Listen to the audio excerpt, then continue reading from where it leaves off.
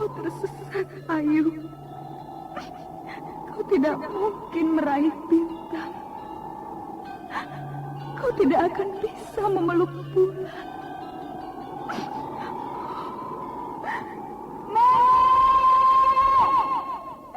Nana Rada Ranting! Ayu!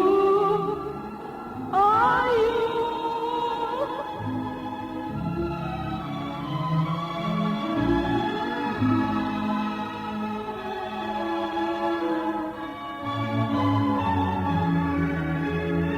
Sanggar Cerita dan Sanggar Prativi mempersembahkan Mahkota Mayangkara.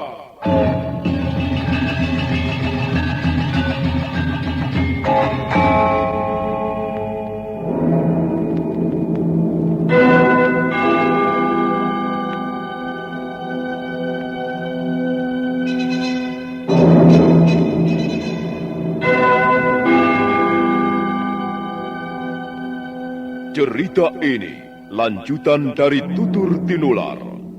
Kisah berlangsung pada zaman pemerintahan Prabu Jayanegara atau Kalagemet, Raja Majapahit yang kedua.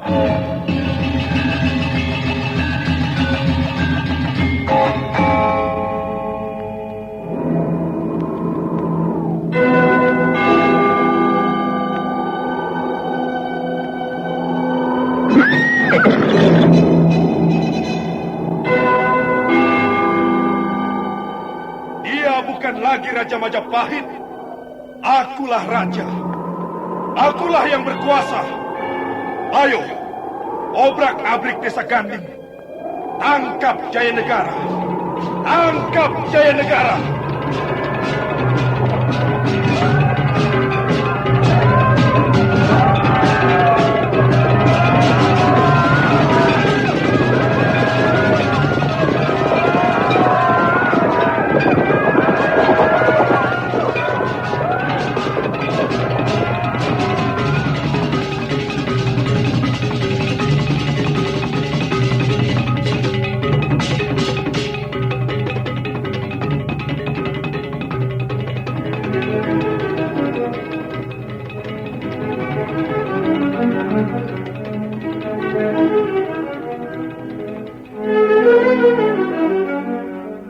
Naskah ditulis dan diolah oleh S. Tijab, hiasan musik dan sutradara C. Ispriyonoka.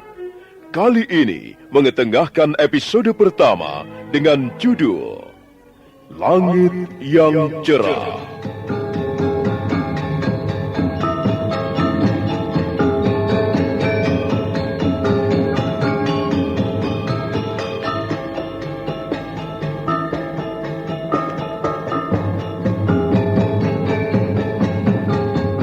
Dalam seri ke-17 ini didukung oleh para pemain Susi sebagai Meisin, M. Abud sebagai Arya Dwi Pangga, Yuli Mulyana sebagai Ayu Wandira, Pegis Paliama sebagai Wali Kadep, Hari Laksono sebagai Rake Pamintihan, dan Asdi Suhastra, pembawa cerita. Selamat menikmati. Sandiwara Radio ini masih Anda dengarkan di channel YouTube Satria Collection. Jangan lupa tekan tombol like dan subscribe.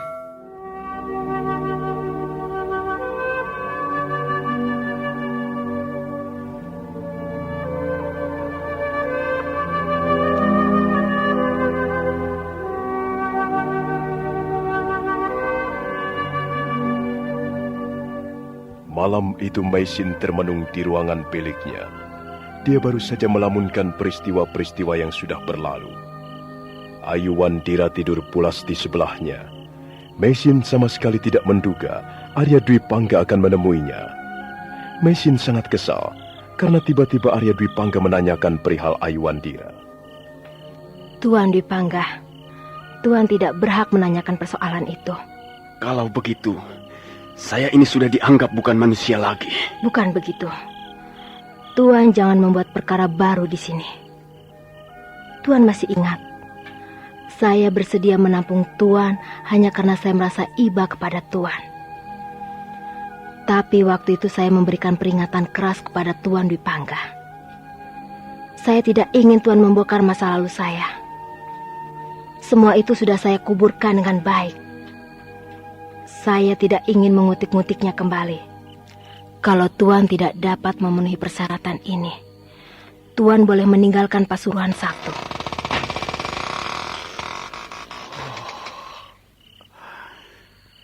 Alangkah hinanya nasibku sekarang. Benar-benar aku sudah menjadi sampah busuk. Aku menjadi barang rongsokan yang tidak laku dijual sekepeng di pasar. Benar-benar nasibku sudah ambruk. Aku tidak berharga lagi. Aku hanya ingin tahu tentang anakku. Tapi Nyai Paricara tidak bersedia memberitahukan soal itu. Oh, Arya Dwi Pangga. Sampai kapan kau harus mengalami nasib seperti ini? Sehina ini, serendah ini.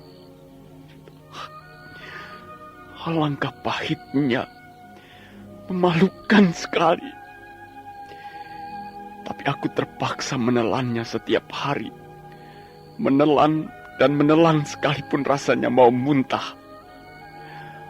Oh, Sang Hyang Widi. Mungkin dosa-dosaku terlalu berat di masa lalu. Dan akhirnya sekarang aku terpaksa menanggung dosa-dosa itu sendirian. Benar-benar sendirian. Baiklah. Baiklah kalau begitu. Kalau aku sudah dianggap bukan manusia lagi, baiklah. Aku ini memang binatang yang kotor. Aku ini kotor bagaikan debu di jalan. Aku kotor dan busuk. Aku hanyalah bangkai yang berjalan.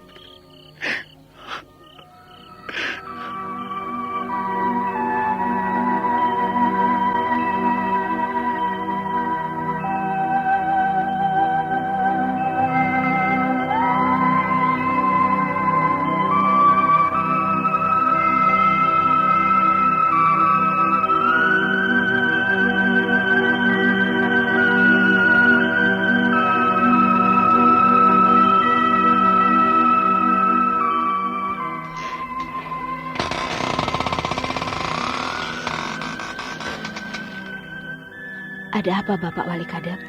Tuan Dwi Pangga, Nyai. Dia mengurung diri di dalam kamarnya. Rupanya dia kembali mogok makan. Brengsek. Laki-laki brengsek. Ya, kalau dibiarkan, dia bisa nekat, Nyai. Nampaknya dia itu benar-benar putus asa, Nyai. Sebenarnya itu ada apa, toh, Nyai? Ha? Apakah Nyai bertengkar dengannya? Itu adalah urusan kami, Bapak Raki Pamintihan. Maaf, saya tidak bisa mengutarakannya kepada kalian. Di mana Ayu? Dia bermain-main dengan anak gadis saya, Jangir, Nyai. Dia sudah mulai banyak punya teman, Nyai. Tadi saya melihat Ayu dan Jangir pergi ke pantai. Mereka senang sekali mencari kerang di pantai. Begini. Biarlah saya yang akan menyelesaikan persoalan Tuan Dwi Pangga. Saya akan menemuinya. Bapak Wali Kadep dan Bapak Raki Pamintihan, saya tugaskan untuk menjaga Ayu. Biarlah saya yang akan menyelesaikan urusan kami sendiri.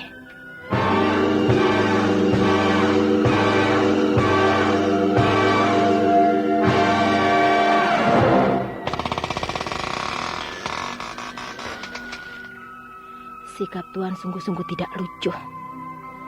Tidak lucu dan sangat menyebalkan sekali. Tuan Dwi Pangga ini memang seperti anak kecil saja.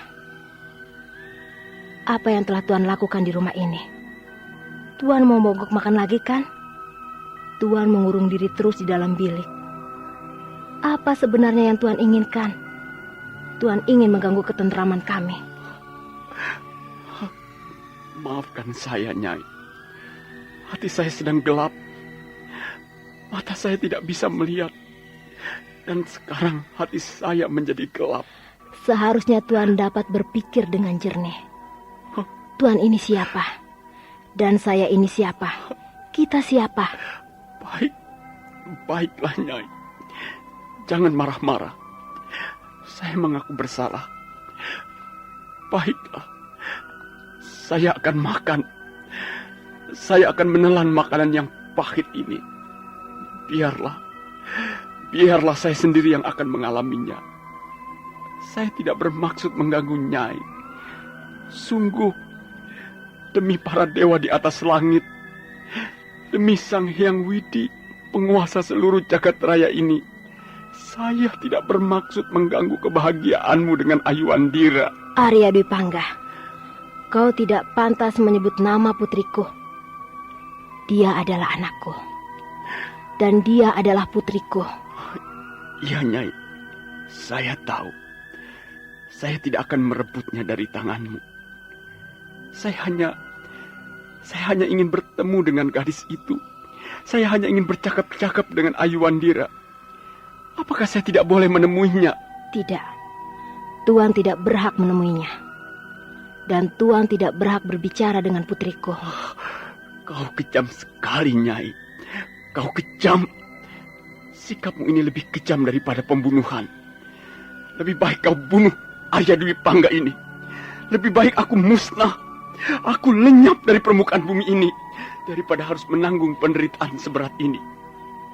Aku tidak akan minta apa-apa kepadamu, Nyai Paricara. Aku sudah cukup memperoleh sesuap makanan dan seteguk air. Dan untuk itu, aku rela membayar dengan tenagaku yang sudah tidak banyak ini. Tapi Nyai, aku ini masih seorang manusia. Aku masih mempunyai perasaan. Aku masih mempunyai hati. Tuan Dwi Pangga, sekarang Tuan berkata bahwa Tuan mempunyai hati. Bagaimana dengan peristiwa 17 tahun yang silam? Apakah Tuan mempunyai hati? Di mana hati dan perasaan Tuan saat itu Tuan sembunyikan? Tuan telah membuat hancur kehidupan saya. Dan saya terpaksa berjalan terseok-seok dengan perut yang semakin membesar. Tuan telah menodai hidup saya. Tuan telah membuat langit kehidupan saya ambruk berkeping-keping. Di mana perasaan Tuan saat itu? Di mana hati Tuan saat itu, Tuan Dwi Pangga? Tidak. Saya tidak bisa mengizinkan Tuan berhubungan dengan putri saya. Tuan benar-benar tidak mempunyai hak untuk itu. Iya, semua ini memang kesalahan saya. Saya benar-benar seorang lelaki yang kejam dan tidak bertanggung jawab. Sudahlah, Tuan Dwi Pangga. Kalau Tuan berkata-kata seperti itu untuk membuat hati saya menjadi iba, lupakan saja soal itu. Saya dapat membedakan mana yang harus saya lakukan dan mana yang tidak boleh saya lakukan untuk Tuan. Tuan paham? Iya, Nyai. Saya paham. Saya mengerti. Tapi, Nyai, tidak ada tapi-tapi. Tuan harus menerima kenyataan pahit ini. Seperti saya juga sudah menerima kenyataan pahit yang saya alami 17 tahun yang silam. Saya susah payah mengandung anak itu dan melahirkannya dengan taruhan nyawa. Sedang Tuan, apa yang Tuan lakukan? Barangkali Tuan saat itu tidak pernah terkenang apapun juga terhadap kami. Barangkali Tuan saat itu tidak pernah memikirkan keadaan kami. Tuan pergi begitu saja seperti angin lalu. Dan kami terpaksa hidup menderita. Ayu Andira terpaksa hidup terlunta-lunta bersama seorang wanita pendekar yang sudah tua. Anak itu telah menjadi korban kebiadaban dan kekejaman Tuan.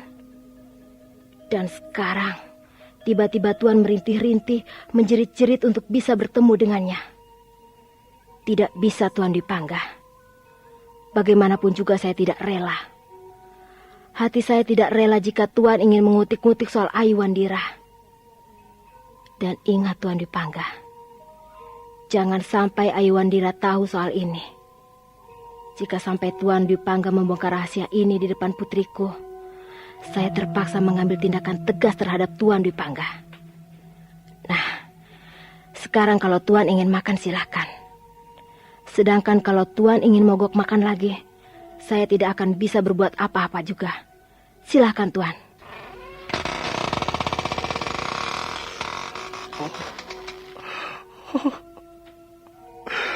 Ayu. Ayu Wandira. Maafkan ayahmu ini, nak.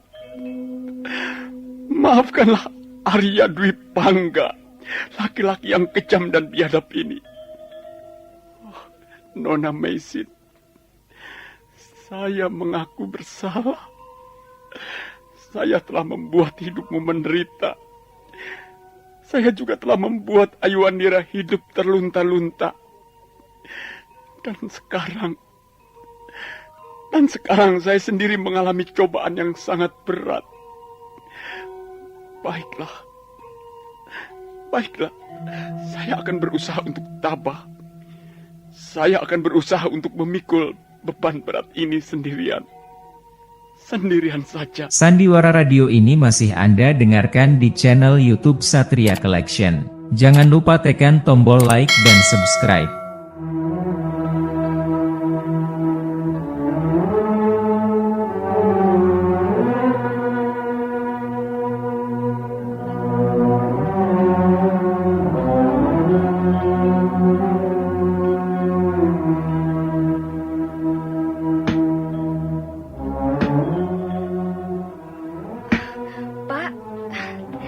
Bapak rajin sekali. Pagi-pagi sudah membelah kayu bakar. Ini sudah tugasku, nak. Apakah kau yang bernama Ayu Wandira? Iya, Pak. Akulah Ayu Wandira. Aku baru beberapa hari tinggal di pondok ini. Ya, aku sudah mendengar tentang dirimu. Katanya kau sekarang merasa bahagia karena sudah bertemu dengan ibumu, Nyai Paricara. Ya, syukurlah. Aku ikut merasa bahagia.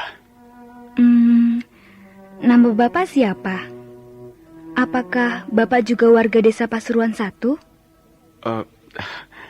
Iya. Namaku Rengganu. Aku lahir di desa Pasuruan 1 ini. Aku sudah sejak lama mengikuti Nyai Paricara. Karena keadaanku seperti ini, aku tidak bisa melihat apa-apa. Aku hanya bisa membantu-bantu sedikit di tempat ini. Sepertinya aku sudah pernah melihatmu, Pak. Tapi itu sudah lama sekali. Entah di mana dan kapan.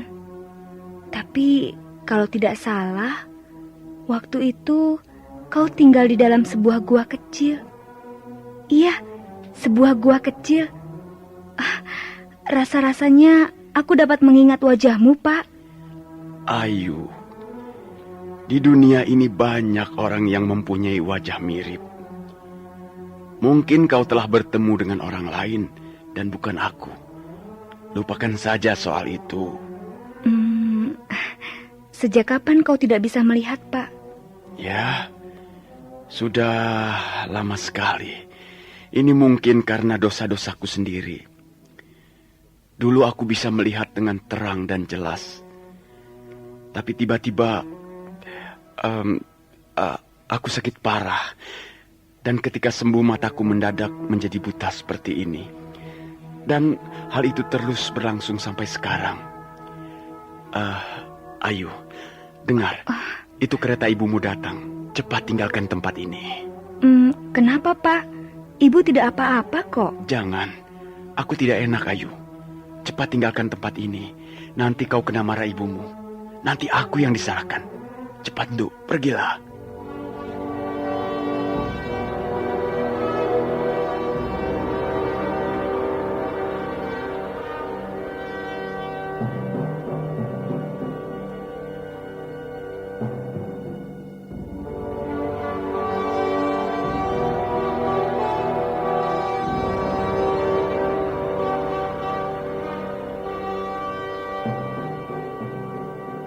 Ada apa, Ayu?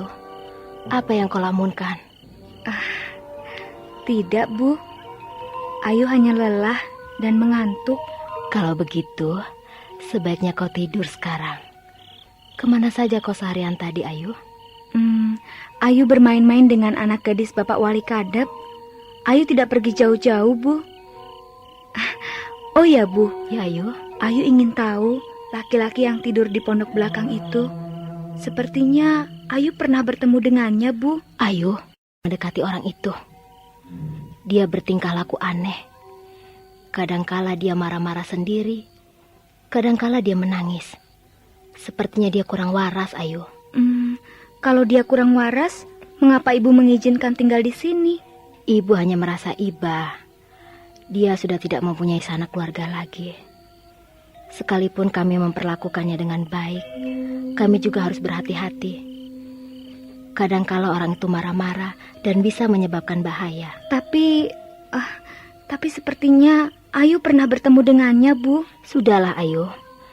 Dia itu warga desa Pasuruan 1. Selama ini dia tidak pernah pergi kemana-mana. Bagaimana kau bisa bertemu dengannya? Sudahlah, Ayu. Kalau kau lelah dan mengantuk, sebaiknya sekarang kau tidur. Ayo, Ayu, tidurlah. Mari ibu akan menyelimutimu. Ayu Wandira menurut saja apa yang dikatakan ibunya. Gadis itu segera memparingkan tubuhnya di atas ranjang. Meisin menyelimutinya dengan sepotong kain halus. Setelah Ayu Wandira tidur pulas, Meisin perlahan-lahan melangkah meninggalkan ruangan bilik, dan dia berjalan ke arah pondok belakang di mana Arya Dwi Pangga tinggal.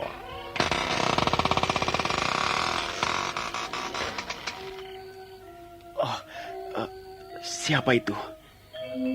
Siapa yang membuka pintu? Mengapa kau tidak menjawab? Siapa kau? Dan apa maksudmu datang kemari? Aku hanya ingin tahu apa yang Tuan katakan kepada Ayu Wandira. Kau, Nyai. Kukira siapa? Maaf, Tuan Dwi Pangga. Saya tidak bermaksud mengganggu Tuan. Saya hanya ingin tahu apa yang telah Tuan katakan kepada anak saya, Ayu Wandira. Saya tidak mengatakan apa-apa, Nyai. Tuan Dwi Pangga, selama ini kami memperlakukan Tuan dengan cukup baik. Tapi saya secara pribadi tidak ingin kehadiran Tuan mengganggu kebahagiaan kami. Kami harap Tuan mengerti. Iya, saya mengerti, Nyai. Walaupun agak susah, saya berusaha untuk mengerti. Tuan jangan mengganggu kebahagiaan anak gadis saya. Sekarang ini Ayu Wandira sedang mengalami kebahagiaan yang sangat besar. Wajahnya senantiasa berseri-seri. Dia selalu tertawa-tawa dan tidak pernah terlihat murung. Saya ingin agar dia terus-menerus mengalami rasa kebahagiaan karena sekarang tinggal bersama ibu kandungnya. Tuan mengerti apa yang saya maksudkan? Tuan jangan mengganggu kebahagiaan anak gadis itu. Tuan jangan mencoba untuk mengutik-ngutik masa lalunya. Masa lalu itu sudah cukup berada di tempat yang jauh. Janganlah Tuan menyeret-nyeretnya kembali ke masa sekarang. Iya, Nyai.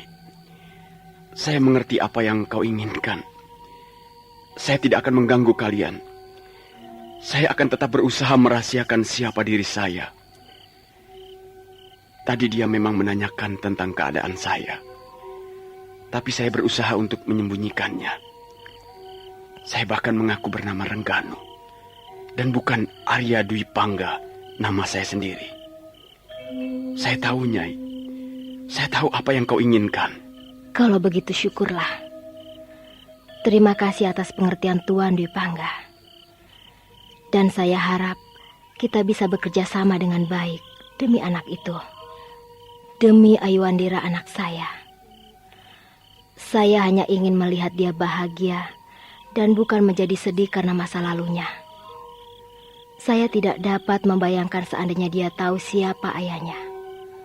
Selamat malam Tuan Dwi Pangga.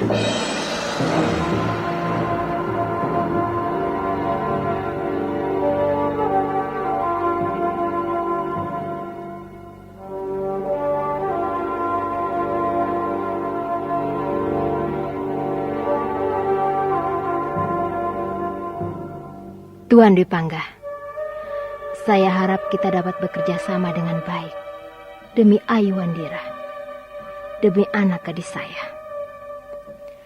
Saya hanya ingin melihat dia bahagia. Jangan ganggu kebahagiaannya. Janganlah Tuan mengutik-ngutik masa lalunya. Saya tidak dapat membayangkan Seandainya dia tahu siapa ayahnya, Tuan dapat memahami persoalan ini. Saya tahu, Tuan seorang laki-laki yang berhati kejam. Kadangkala Tuan dapat berbuat sangat jahat. Tapi dalam hal ini, saya mohon Tuan hendaknya mau membantu saya. Janganlah Tuan mengusik ketenangan hati kami, terutama kebahagiaan Ayu Wandira. Nah, selamat malam Tuan Dwi Pangga.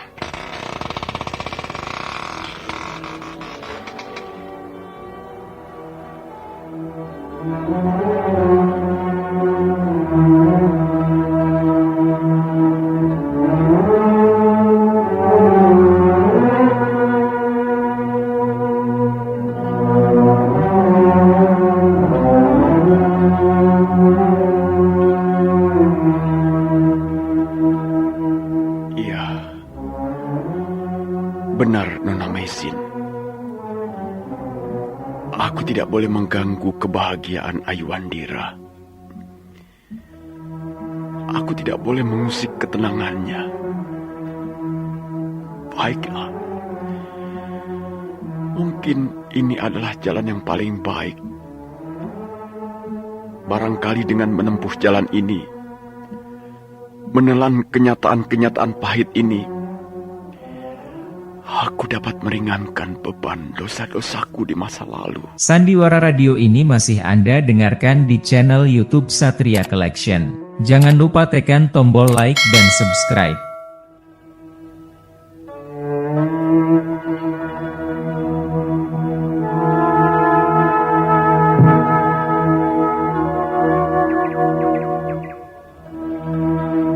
Pagi itu, Maisin dan Rakeh Pamintihan pergi mengunjungi orang sakit di desa Pacarakan.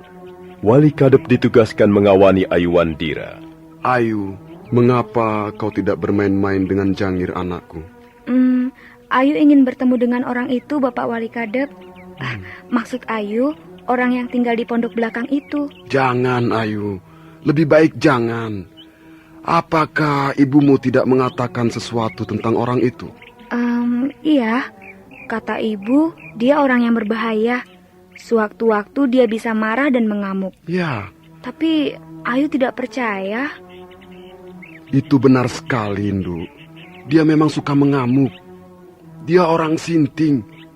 Kadangkala dia menyanyi-nyanyi sendiri. Kadangkala dia menulis apa saja. Dan kadangkala dia menangis. Pada saat lain, dia tertawa-tawa sendiri. Ya, dia seperti orang gila. Tapi Ayu yakin dia orang baik, Bapak Wali Kadep. Kemarin Ayu bicara dengannya. Dan Ayu tidak memperoleh kesan bahwa dia orang berbahaya. Jangan, Ayu. Lebih baik kau bermain-main saja dengan anakku. Pergilah ke pantai. Kalian bisa bermain-main ke pantai sambil mencari kerang ataupun siput laut. Bukankah itu suatu permainan yang sangat menarik? Wah, tidak Bapak Wali Kadep. Ada sesuatu yang ingin ku ketahui dari orang itu. Biarlah Ayu pergi menemuinya. Jangan, Ayu. Jangan. Aduh, bagaimana nanti? Tapi sebenarnya aku berbohong kepada Ayu. Nyai Paricara telah mengajariku berbohong. Tapi nampaknya Ayu memperoleh kesan yang lain tentang Arya Dwi Pangga. Ya, baiklah. Aku sudah berusaha melarang. Tapi dia nekat, bukan salahku.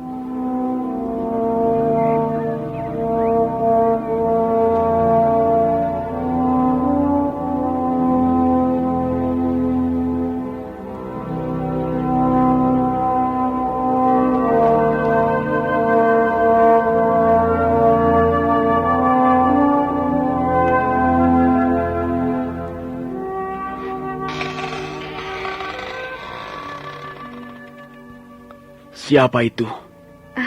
Aku, Pak. Ayu Wandira. Apa yang kau lakukan di sini?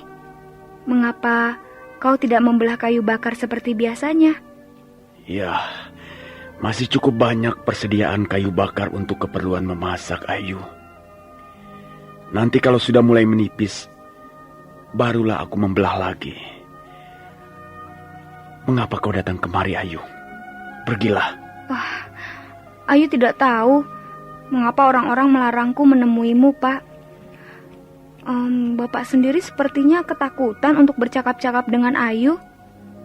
Ada apa sebenarnya? Kok kalian sepertinya menyembunyikan sesuatu? Benarkah begitu, Pak? Bukan begitu, Ayu. Menurut pendapatku tidak ada gunanya kau bercakap-cakap dengan orang seperti aku ini.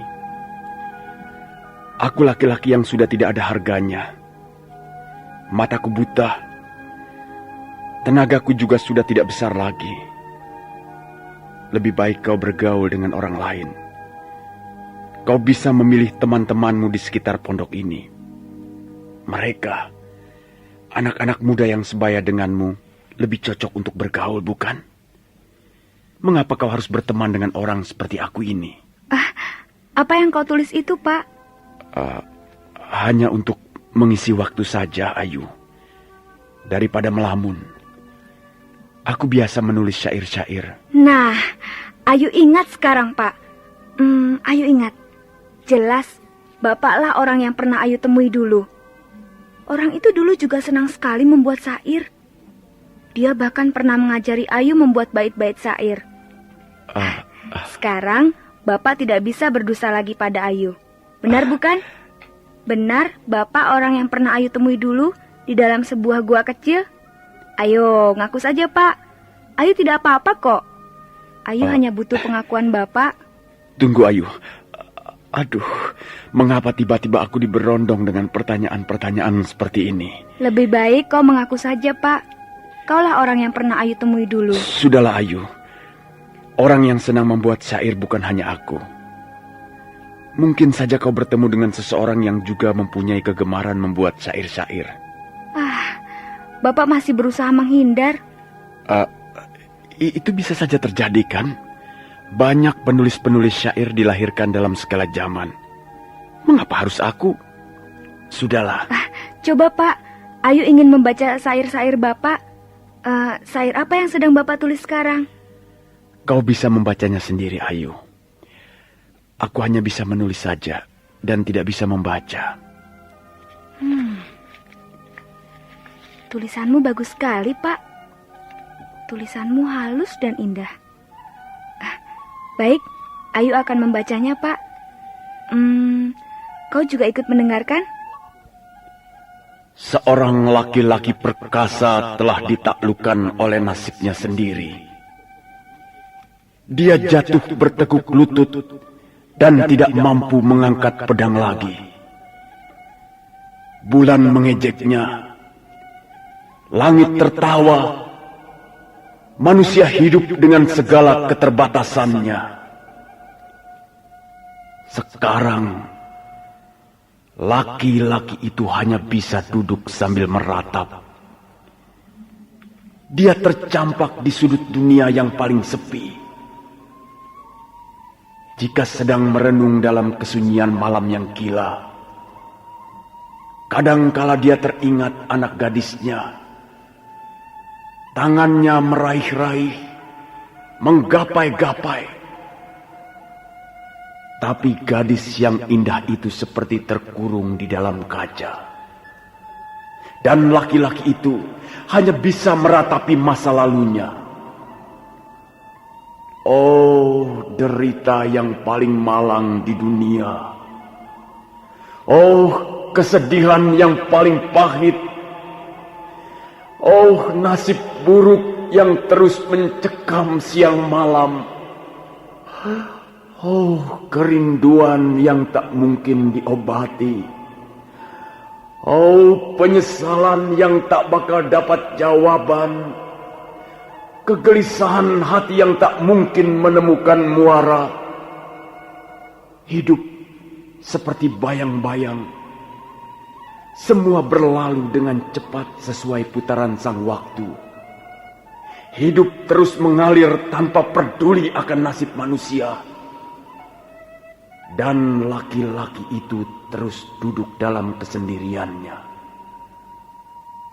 Tak seorang pun menghiburnya.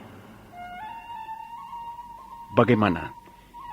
Kau senang bait-bait syair itu? Iya, memang agak susah untuk memahaminya. Aku mendengar rintihan yang dalam dari permukaan syairmu ini, Pak. Ya, itulah syair-syairku sekarang. Aku tidak bisa lagi menulis syair-syair jenis yang lain. Itulah kehidupanku sekarang. Serba gelap, gelap dan sunyi. Sunyi dan dingin. Dingin dan sendirian. Kadangkala Ayu juga merasakan hal seperti itu, Pak. Kadangkala Ayu merasa kesunyian. Tapi sekarang kau sudah bertemu dengan ibu kandungmu. Hidupmu pasti terasa lebih hangat.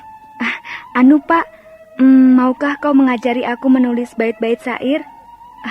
Apakah aku berbakat menjadi seorang penyair? Setiap orang dilahirkan sebagai upapati atau penyair atau penulis syair.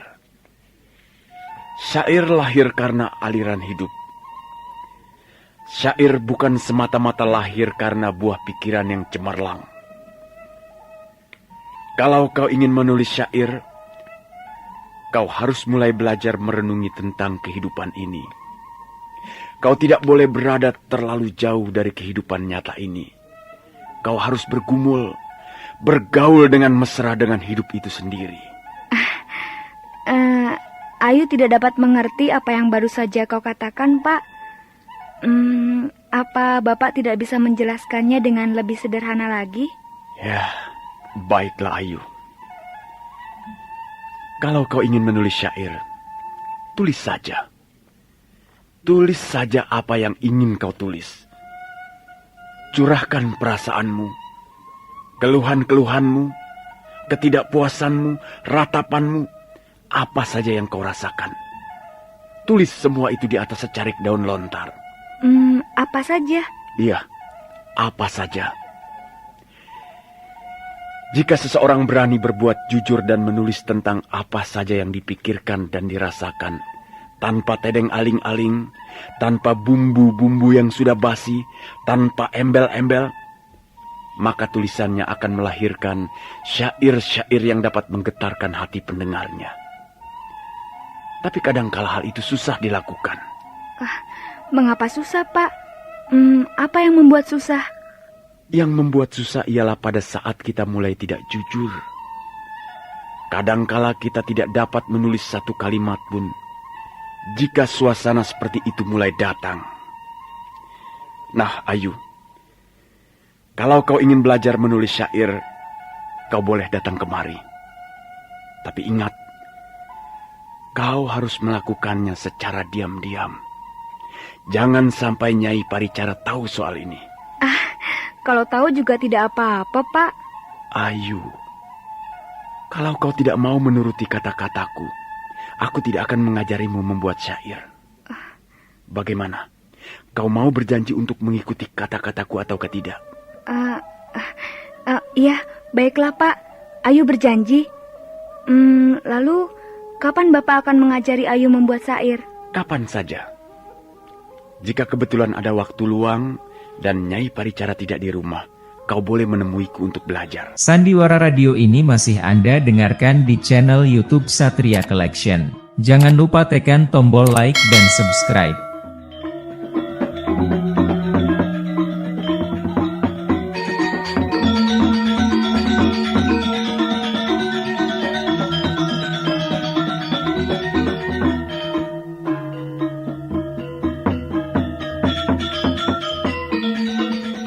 Maka demikianlah, Ayu Wandira mulai belajar menulis syair. Arya Dwi Pangga dengan tekun mengajari gadis itu menuliskan aksara-aksara di atas selembar daun lontar. Suatu saat mereka berjalan-jalan di tepi pantai. Arya Dwi Pangga bicara tentang banyak hal yang menyangkut persoalan syair. Dengar baik-baik, Ayu. Iya, Pak. Dengarlah debur ombak itu. Debur ombak itu laksana debur kehidupan yang tidak pernah berhenti. Dia datang dari tengah samudera, dari suatu daerah yang tidak pernah kita mengerti. Kemudian dia menghempas ke pantai. Kemudian memukul dinding-dinding karang. Begitu dan begitu selamanya. Dia tidak pernah berubah. Dia tidak mengenal lelah. tidak mengenal rasa bosan. Demikian pula syair yang mengalir turun dari buah pikiran seseorang. Iya, Ayu dapat melihat semua itu, Pak. Dan Ayu juga dapat merasakannya. Debur ombak itu seperti debur jantung kehidupan Ayu sendiri. Aduh, bagus sekali. Kata-kata yang baru saja kau ucapkan sudah mempunyai tenaga sebuah syair. Kata-katamu indah, tenang, berwibawa dan mempunyai tenaga yang besar. Itulah yang kumaksudkan, Ayu. Mungkin nanti malam kau bisa mencoba untuk menulis beberapa kalimat. Kau mau melakukannya? Iya, Pak. Ayu akan mencobanya.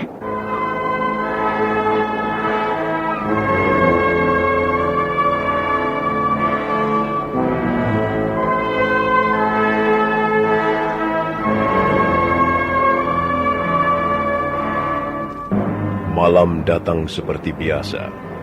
Meisin dan Rakeh Pemintihan masih belum kembali dari mengunjungi orang sakit di lain desa. Ayuwantira duduk di atas kursi bambu, menghadapi sebuah meja kecil. Gadis itu merenung sesaat lamanya, sebelum kemudian menulis di atas selembar daun lontar. Malam turun bersama angin yang menggugurkan daun-daun pohon. Seorang bocah perempuan duduk di atas batu sambil menghitung jari-jari tangannya. Air mata mengalir di pipinya yang polos. Pandangannya penuh tanda tanya. Dia bertanya kepada malam. Dia bertanya kepada bintang-bintang di atas langit. Siapa menyuruhku duduk di sini? Kepada siapa aku harus bermanja-manja? Bocah perempuan itu membaringkan tubuhnya di atas lempengan batu. Tidur terlentang menatap angkasa yang kelam, sambil membayangkan rasa bahagia yang tak kunjung datang. Bocah perempuan menangis terseduh-seduh, dan tangis itu dibawa ke dalam mimpinya yang sendu. Alam berusaha menghiburnya dengan caranya sendiri-sendiri. Bocah perempuan tidur di tengah-tengah pengembaraan. Dia tidur dalam ayunan gemersik daun-daun ilalang. Dan ketika fajar merekah di pagi hari, dia terbangun dan menatap bola matahari yang kemerah-merahan.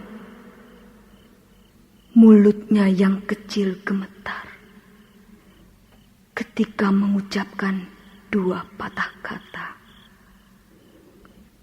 Di manakah kau, ibuku? Di manakah kau, ayahku? Ibu sudah datang. Apa yang kau lakukan, Ayu? Kau menulis apa itu? Bu, Ayu coba-coba menulis syair. Ayu, mengapa kau tidak tidur? Menulis syair hanya membuang-buang waktu saja. Lebih baik kau mengerjakan hal-hal yang berguna. Tapi Bu, Ayu senang sekali menulis syair. Apakah ini salah? Kau belum paham mana yang salah dan mana yang benar, Ayu. Jadi, Ibu masih menganggap Ayu sebagai anak kecil? Ayu sudah dewasa, Bu. Ayu ingin melakukan hal-hal yang Ayu senangi, yang Ayu anggap baik. Sekalipun hal itu akan menjerumuskanmu. Tidak, Ayu. Ibu tahu, kau pasti mengunjungi orang itu. Tidak, kau tidak perlu berdusta di depan ibumu. Bapak Wali Kadep sudah menceritakan semuanya kepada ibu. Ayu, mengapa kau tidak mau mendengarkan kata-kata ibumu? Ibu sudah berkata apa kepadamu? Tapi Ayu tidak melakukan apa-apa, Bu. Ayu hanya belajar menulis syair. Kau tidak boleh mengunjungi orang itu. Dia akan mengajarimu yang bukan-bukan. Tapi dia baik kepada Ayu, Bu. Apa salahnya Ayu belajar menulis syair padanya? Sudah, Ayu. Cukup. Lebih baik kau tidur sekarang. Ayu belum mengantuk. Kalau kau belum mengantuk, kau boleh ngobrol di serambi bersama Bapak Wali Kadep atau Bapak Raki Pamintihan. Kau tidak usah menulis-nulis syair. Pekerjaan apa itu? Tidak, Bu. Ayu mau di sini saja. Ayu mau duduk di sini. Ayu tidak ingin bicara dengan siapapun juga.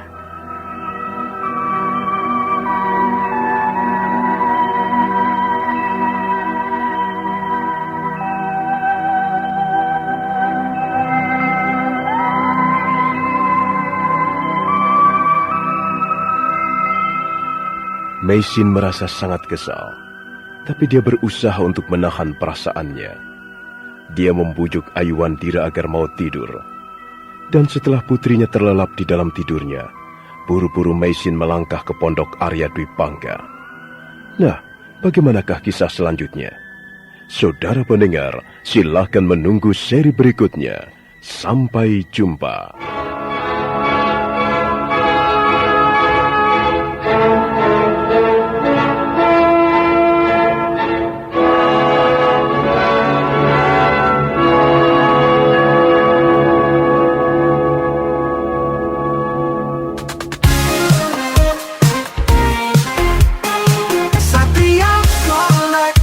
Bawa hiburan dengan gaya yang tak pernah padam. Jangan ragu, klik